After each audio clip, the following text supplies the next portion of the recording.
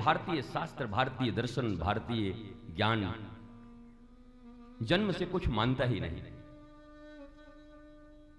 कर्म, भगवान गीता में कह रहे हैं गुण और कर्म के अनुसार विभाग है। चातुर्वर्ण, पर ये गुण और कर्म के अनुसार है।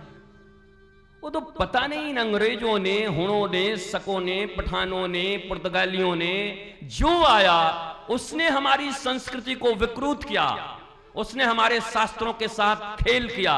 विलियम्स 1 करोड़ रुपए देता था संस्कृत के एक श्लोक के एक शब्द बदलने के लिए। ये जितना तुम विवाद देखते हो, हमारे शास्त्रों में कहीं विवाद था नहीं।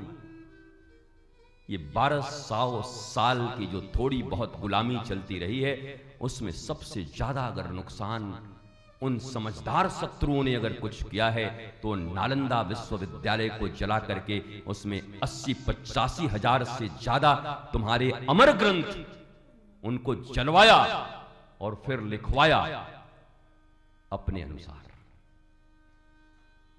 और ये पैसा तो ऐसा चीज है कि बाप बड़ा न भैया, सबसे बड़ा रुपया। ईमान बिकते देर नहीं लगती, उससे कोई फर्क नहीं पड़ता। और एक बात बड़ी प्यारी, इंजीनियर अगर थोड़ा गड़बड़ हो चलेगा, कोई एक पुल गिरेगा, 150 लोग, यद्यपि इससे बुरा क्या हो सकता है। डॉक्टर अगर गड़बड़ हो गया तो अपनी पूरी जिंदगी में 100-200 लोग को मणिकर्णिका पहुंचाएगा, और क्या करेगा, उससे ज्यादा कितनों को पहुंचाएगा। पर इस समाज का शिक्षक, ज्ञान प्रदाता, और अपने बच्चों के लिए पहला शिक्षक मां है, गुरु मां है, पिता हैं, आचार्य हैं। अगर वो बिगड़ गया तो नस्लें बिगड़ जाएंगी, और इसी कारण ये नस्लें बिगड़ी हुई। ये जितने विवाद हैं हलंत विसर्ग हटा के हैं। संस्कृत में तो इतना सा हटा दो, अर्ध मात्रा तो,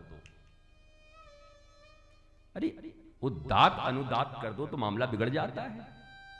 श्रीमद् भागवत प्रमाण है इस बात का। त्वष्टा मुनि ने तपस्या किया, हवन किया, क्या, किस लिए? इंद्र को मारने वाला पुत्र पैदा। लेकिन उच्चारण में जो उदात होना था उसको अनुदात होना था, उसको उदात कर दिया। क्रोध में थे। दुनिया में कभी भी क्रोध में किया गया कोई भी शुभ कर्म, पूजा, कभी सफल नहीं हुए आज तक। बदले की भावना से किया गया कोई भी कर्म, शुभ कर्म, आज तक सफल नहीं हुआ।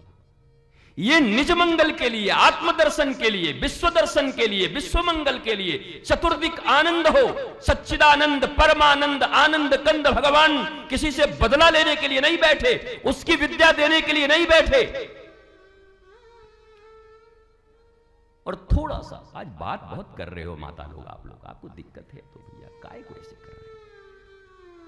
तकलीफ है तो भैया बैठ जाओ, नहीं तो अरे हमारी बूढ़ी माई आज भर बैठ जाओ भैया, बस 1.5 घंटे में और हैं।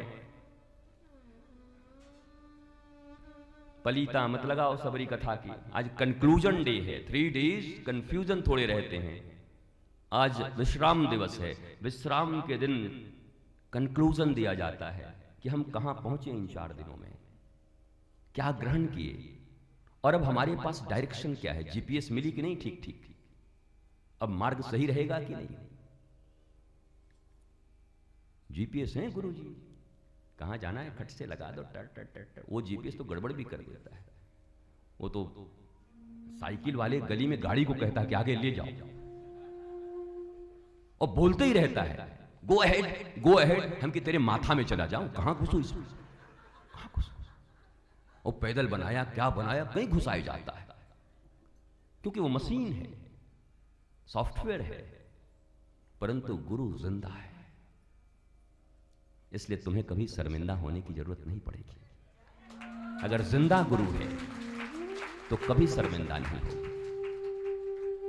इसलिए नामदेव को भगवान पुंडरीक ने यह कहा कि सही बात है कि तुम हमारे साथ हो, लेकिन तुम्हें अगर ज्ञान प्राप्त करना है, मुझे पहचानना है, तो मुझसे मिलने के बाद भी अब तुम जाकर पहले गुरु बनाओ। ये दुनिया की पहली ऐसी घटना है जहां भक्त को भगवान 2.5 साल की उम्र में ही मिल गए और 35 साल की उम्र में उसको कह रहे हैं कि भैया तू अभी कच्चा है। बोला 2.5 साल से मैं आपके साथ हूं, वार्ता करता हूं, आपको खिलाता हूं, आप मेरे साथ खेलते हो, दुनिया के लिए पत्थर हो, मेरे लिए साक्षात आप मेरे घर आते हो। उसके बाद भी 32.5 साल में भगवान के साथ रहते हुए भी मैं कच्चा हूं। भगवान पुंडरीक ने कहा कच्चे ही हो। तो रोने लगे नामदेव, अगर मैं अभी भी कच्चा हूं तो मुझे पक्का बनाओ फिर। तो भगवान पुंडरीक ने कहा कि कल सुबह सुबह निकल जा और जो पहला व्यक्ति मिले वही तुम्हारा जीवंत गुरु है। अरे कहा मैंने तो ये सुना है कि गुरु ईश्वर से मिलाते हैं। भगवान पुंडरीक ने कहा मैं भगवान हूं, मैं कह रहा हूं भगवान की जब कृपा होती है तब कोई सच्चा सदगुरु मिलता है। मैं कह रहा हूं गुरु से मिल। ये तुम्हारे शास्त्रों में है, ये तुम्हारे ही शास्त्रों में है। प्रत्यक्ष की अवहेलना कर परोक्ष को आलिंगन करने वाले लोग कभी भी आह्लादित और आनंदित नहीं हो सकते। इसको ठप्पा मारो, लाल कलम से लिखो और जेब में रख लो। प्रत्यक्ष की अवहेलना करके परोक्ष को आलिंगन करने वाले लोग कभी जीवन में आनंदित और आह्लादित नहीं हो सकते। It's quite impossible.